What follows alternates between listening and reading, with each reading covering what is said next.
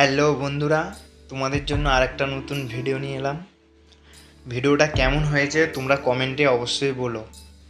এই জালটা হচ্ছে বড় ফাঁসের জাল, মাছ ধরার। বড় বড় মাছও ধরে এই জালটাতে। দড়িটা দেখো কেমনভাবে টাইট করেছে। এই যে লাল জালটা দেখতে পাচ্ছ ওটা হচ্ছে উপরের, আর যে ব্লু জালটা দেখতে পাচ্ছ ওটা হচ্ছে নিচের। এই যে টাইট করা দড়িটা দেখতে পাচ্ছ, এটা লম্বায় কম হয়েছে তাই এটাকে জয়েন করা হয়েছে। এটাকে আমরা বলি পলাশ।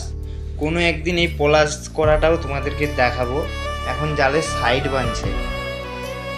এই সাইডটা বাঁধা হয়ে গেলে দড়িটার সঙ্গে সেট করবে কিভাবে তোমরা দেখতে থাকো। আর আমার ভয়েসে যদি কোনো সমস্যা হয় বা তোমাদের শুনতে কোনো অসুবিধা হয়, যদি কোনো ভুল কিছু বলে থাকি আমাকে ক্ষমা করবেন। আমি প্রথমবার ভিডিও করছি, বেশি দিন হয়নি, 3-4টে ভিডিও আপলোড করেছি, তোমরা নিশ্চয়ই দেখেছো।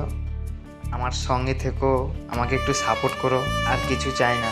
তোমাদের ভালোবাসা যদি পাই আমি এমন আরও অনেক ভিডিও আপলোড করব, তোমাদেরকে দেখাবো। এই যে মেশিনটা দেখতে পাচ্ছ, এই মেশিন দিয়ে কিন্তু এই দড়িটা টাইট করেছে।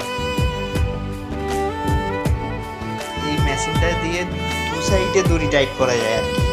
দেখো ওপাশেও করা যায়, এপাশেও করা যায়। আর যে পাশে ছোট মেশিনটা দেখতে পাচ্ছ ওটা একটা দড়ি টাইট করা যায়। দেখো জালের সঙ্গে দড়িটা কেমনভাবে সেট করছে। এটাকে আমরা বলি টাক মারছে। এখন দেখো কেমনভাবে সমান করে টাক মারছে। একটাই কারণ, যারা এই জালটা নেবে তাদের সুবিধা হয় এই জালের চেন বা সীসা বাঁধতে। যারা বোটে যায়, যারা মৎস্যজীবী, তাদের খুব ভালোভাবে জানা আছে। যারা মৎস্যজীবী তাদেরকে একটা কথাই বলছি, আমার এই ভিডিওটা তোমাদের কেমন লেগেছে আমাকে কমেন্টে অবশ্যই বলো। সাবস্ক্রাইব করে দিও চ্যানেলটাকে, একটা লাইক তো অবশ্যই করবে।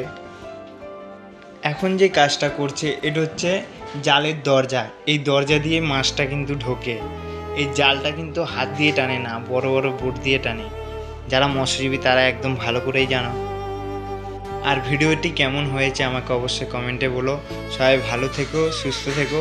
বিশেষ করে মৎস্যজীবীরা কেমনভাবে জীবনের ঝুঁকি নিয়ে যারা মাছ ধরতে যায়, তোমরা সবাই ভালো থেকো, সুস্থ থেকো, সাবধানে থেকো।